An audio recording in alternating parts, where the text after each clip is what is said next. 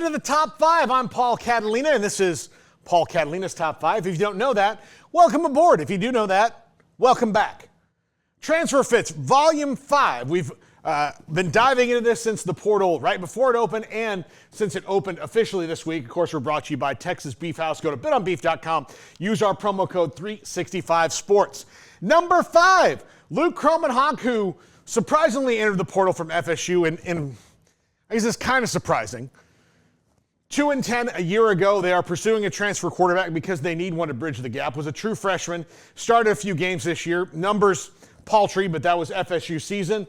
He's got a lot of talent, though. Dual threat quarterback and can really wing the ball around the yard when he gets going. I think he's a great fit for Fran Brown in Syracuse in that offense. He's got 3 years of eligibility remaining. They can really build a program around him. It looks like they've got some good things going up there with the Qs. If he's not going to go there to be at FSU, then move on to Syracuse and see how you can do in a program that's up and coming. And there was a rumor that NIL had something to do with this. That was not true, according to his father. So wanted to clear that up for anybody who's watching and wondering about Luke Kromenhoek and why he's leaving the Noles. Number 4, wide receiver tight end Deuce Robinson from USC.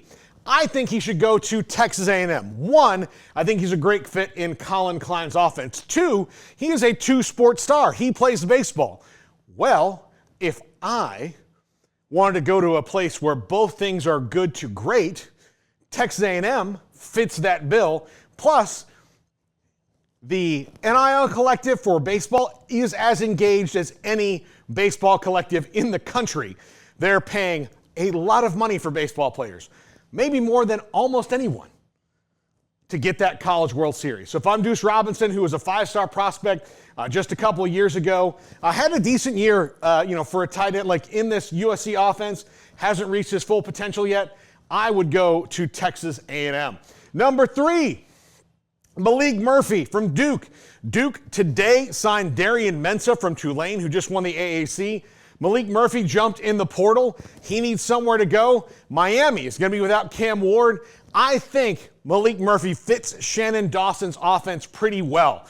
He's a developing passer. He can move. He can certainly run. He can make things happen with his legs. He's good. He was a captain on Duke last year. Really surprised me that he did jump in the portal after a 9-3 year, but looks like he might be cashing in.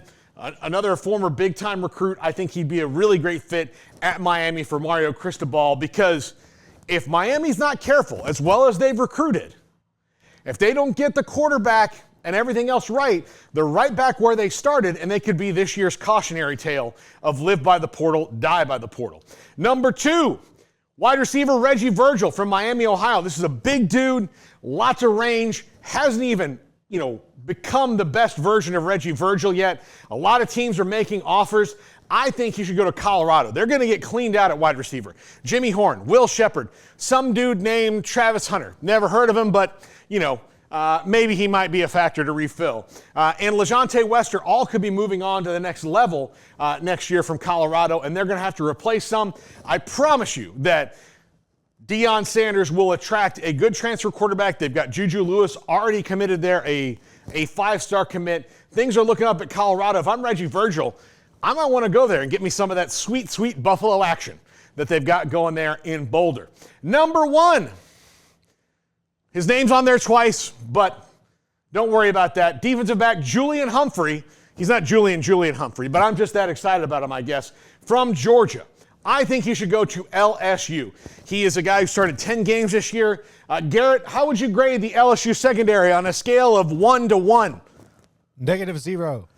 Yeah, not happy about it. Garrett was not happy about the secondary. This is a guy who's not potentially a superstar, but a very serviceable player who started for a good defense, 10 games this year, knows the SEC, is an SEC player, and could really help them be a veteran presence in the secondary while they try to rebuild that back up. That's going to do it for this edition of the Top 5, and we're out the door right after this.